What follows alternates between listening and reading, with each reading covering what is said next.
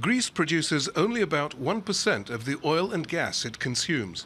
It spends more than $13 billion a year importing the rest. The government wants to keep more of that money in the Greek economy. It has spent a decade selling concessions for oil and gas exploration along the country's west coast, on and offshore.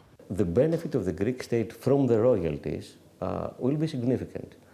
We are going to drill a well the first months of 2020 in the Patras Gulf. In the future, from the royalties that the Greek state will have from that oil field, will be more than 250 million of euros per year. These royalties could be repeated a dozen times over if other areas of exploration bear fruit, and they would be used to create a national pension fund. Domestic production would also mean corporate tax revenue and jobs. Every position in exploration is supported by another 4 positions of the entire industry. I mean, you have refining, you have trading, you have storing, you have transporting. Most importantly, perhaps, it means energy security.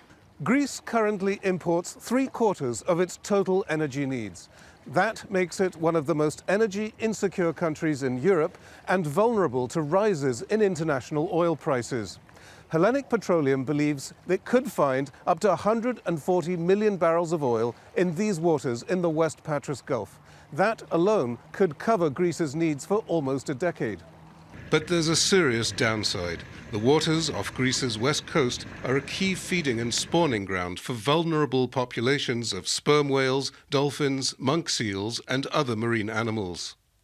Scientists say drilling could disorient or even kill these animals. WWF Greece is here to make sure that oil drilling does not start. It's not only an ill-conceived experiment for marine environment or our nature in general, it's also very dangerous for our climate, for our local communities, and of course our national economy. A single accident could damage Greece's $56 billion tourism industry.